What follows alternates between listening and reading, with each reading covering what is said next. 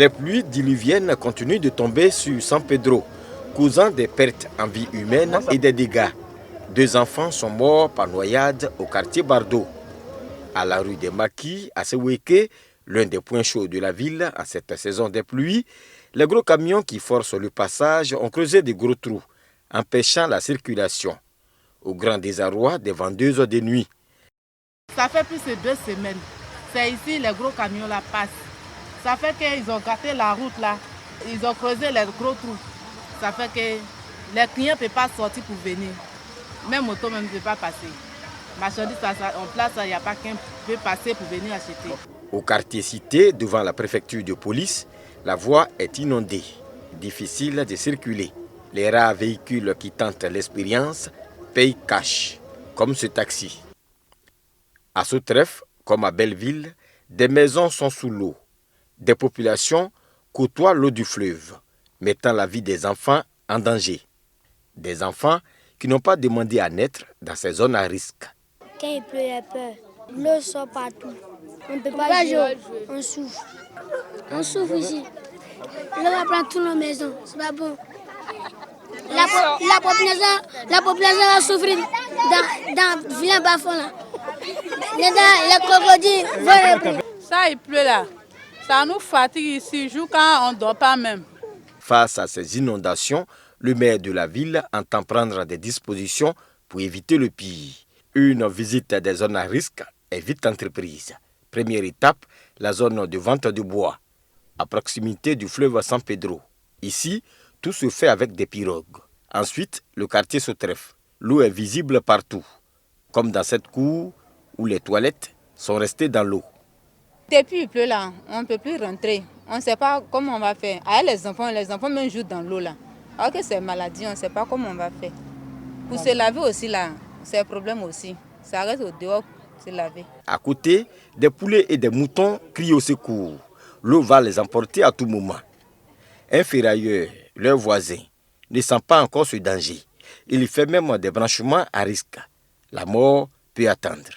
Je nourris ma petite famille avec. Peu après, nous voici au Bardo 16-1. Ici, une maison risque de s'écrouler. Un peu plus loin, le propriétaire de ce bâtiment, lui, n'a pas ce problème. Il préfère rester dans le bas-fond, loin des bruits. Le premier magistrat de la ville ne comprend pas ce comportement. Vous avez des gens qui construisent les week-ends, des gens qui construisent en pleine nuit. Vous venez, vous faites arrêter un chantier, le lendemain ou 3 jours après, quand vous arrivez, les murs sont élevés, la maison a une toiture déjà. Je ne peux pas arriver à comprendre que des gens qui ont des moyens pour construire n'aillent pas prendre des terrains dans des zones normales et qui viennent construire dans des bas-fonds. Quel est ce plaisir à mettre sa famille en danger? Je crois qu'à un moment donné, je l'ai dit au procureur, nous allons poursuivre certaines personnes pour non-assistance à personne en danger. Enfin, nous voici à Belleville, quartier Fin-Goudron. Ici, les maisons sont dans l'eau. On ne se préoccupe pas. On vit, on survit. Pour le maire de la ville, Félix Anoblé, il faut prendre des mesures d'urgence. La saison des pluies, selon lui, ne fait que commencer. Nous avons eu 2 enfants déjà qui sont morts par noyade dans cette zone. J'appelle tous ceux qui habitent donc dans les bas-fonds à déménager dès maintenant pour aller dans les centres d'accueil qui ont été donc réservés par M. le préfet pour accueillir ces populations. En attendant donc la fin de la saison des pluies, mais dans le même temps, des maisons donc, qui sont considérées comme des maisons dangereuses, on sera obligé de les détruire. Les premières familles victimes de cette saison des pluies sont déjà hébergées dans cette école primaire, au quartier Sotref. Ils sont venus d'Afrique, d'Asie et d'Amérique latine pour prendre part à la bourse Gamal Abdel Nasser en Égypte. Eux, ce sont les jeunes leaders. Une initiative du président de la République arabe d'Égypte, Abdel Fattah al-Sisi. Elle vise à former les jeunes décideurs de ces continents en leadership international et à la coopération sud-sud. Nous félicitons le ministère de la Jeunesse de Côte d'Ivoire qui nous a permis de pouvoir participer à cet événement de grande envergure. Nous pensons que notre gouvernement va nous soutenir à pouvoir participer à ce genre d'activités. Aujourd'hui, diplômé en coopération sud-sud, en leadership international, option coopération sud-sud. Je pense que c'est un grand atout pour notre pays. Aujourd'hui, nous faisons notre entrée au sein des grands diplomates de la nouvelle génération africaine et nous en sommes très fiers. Pendant 2 semaines, ces leaders ont été formés sur des problématiques dont la sécurité nationale et la lutte contre le terrorisme. Nous avons appris avec les autorités, les hautes autorités, les ministres, les chefs d'état-major, les commandants et tout ça, vraiment des expériences que nous avons vécues et ce qui va nous servir dans notre quotidien. Nous avons reçu une formation de plus de 150 heures en 15 jours. Vraiment, c'était merveilleux. Au nombre de 100, les participants ont également bénéficié de cours d'initiation et de partage d'expériences. Ils ont par la suite visité des sites touristiques égyptiens.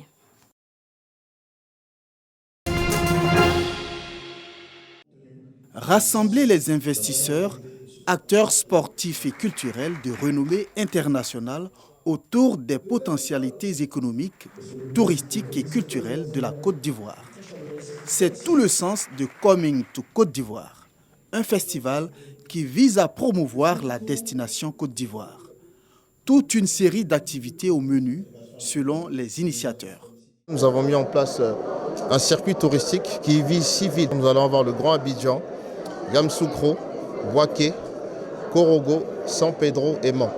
Ces 6 villes, nous allons pratiquer des activités du mois d'août jusqu'au mois de décembre, avec des personnalités, des artistes, des humoristes, pour mettre en avant justement tout ce qui est patrimoine culturel et touristique, pour justement faire de la Côte d'Ivoire un nouvel Eldorado du tourisme mondial, pas juste sur le plan continental, mais mondial. Une belle initiative qui mérite d'être soutenue. Venus nombreux à ce lancement de Coming to Côte d'Ivoire, les artistes n'ont pas manqué de marquer leur adhésion au projet. Étant moi-même un ambassadeur aussi de la culture ivoirienne, donc je suis interpellé et je me dois d'être là parce que Coming to Côte d'Ivoire, ça concerne tous les enfants du pays. Parrain de la première édition de ce grand rendez-vous touristique et culturel, Siandou Fofana, ministre du Tourisme et des Loisirs, a traduit sa reconnaissance aux initiateurs de cet événement, d'autant plus qu'il intervient après une crise sanitaire qui a plongé le secteur du tourisme dans la léthargie. Coming to Côte d'Ivoire vient pour booster après cette grave crise pandémique qui a véritablement fait chuter les activités économiques et particulièrement pour le secteur du tourisme comme un effet de levier que nous devrons tous appuyer. Et je ne peux que saluer les initiateurs qui ont eu cette généreuse idée de venir en appui de l'action gouvernementale. Outre le volet culturel et touristique, Coming to Côte d'Ivoire, c'est aussi des actions sociales et éducatives en faveur des orphelins, des personnes en situation de handicap et des enfants démunis. Le centre culturel Jacques Aka de Bouaké abrite l'apothéose de l'émission de vacances Fréquence Folie de Fréquence 2. 4 communes sont en lice pour cette finale. Bouakoué, Boaflé, Niablé et Katioula. Le thème de cette 13e édition, la Covid-19 ne passera pas par mois. Thème pour sensibiliser la jeunesse sur la pandémie et le respect des mesures barrières. La directrice des Fréquences 2, Mariam Koulibaly, a rappelé les objectifs de l'émission avant d'inviter la jeunesse à plus de responsabilité et de civisme. Cette émission a vraiment pour objectif de faire la promotion de notre pays, mais de toutes les villes, des régions. Et c'est l'occasion également d'entretenir les jeunes sur des sujets d'actualité. Et cette année, nous avons décidé de commencer à sensibiliser sur la Covid avant que la catastrophe telle qu'on l'a vécue à Abidjan n'arrive à l'intérieur du pays. Le représentant du directeur général de la RTI, Essi Iberson, est revenu sur les missions de la chaîne, à savoir informer, éduquer et distraire. Fréquence Folie, une émission qui nous permet de sensibiliser l'ensemble des jeunes, de sensibiliser à partir de ces jeunes, toutes les familles, pour qu'on puisse ensemble faire front et puis bouter hors de notre pays, hors du monde entier, ce virus qui a fait assez de mal quand même. 4 rubriques pour départager les différents groupes. La carte postale, la culture générale, la question sur le thème et je connais ma commune. À la fin de la compétition, c'est la commune de Katioula qui a eu les faveurs du jury. Katioula succède ainsi à Niablé. Lors de la demi-finale, où on a été classé 2e, on avait vraiment gros sur le cœur. Comme on le dit, si vous avez besoin de quelque chose, il faut t'élever, tu vas aller à la recherche. Lancée le 22 juillet dernier à Niablé, Fréquence Folie reste une des émissions des vacances à succès de Fréquence 2. Merci.